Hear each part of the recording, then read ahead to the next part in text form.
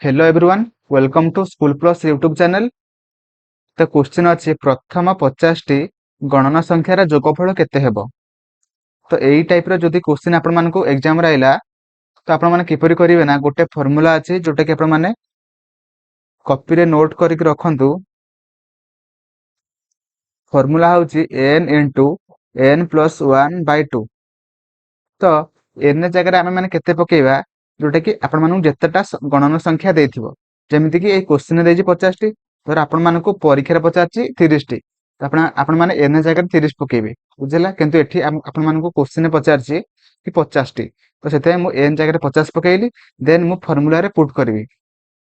देखंतु n जगह मु 50 पकेइली, n plus 1 50 plus 1, गोटे सेकंड।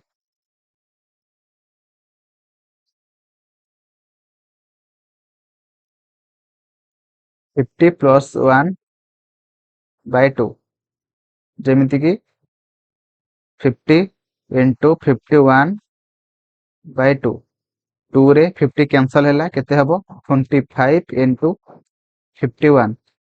तो 25 रे 51 मल्टीप्लाई कले जोटा कि हमर आंसर बाहरिबो 1275। ओके, जोटा कि ऑप्शन डी रे अछि।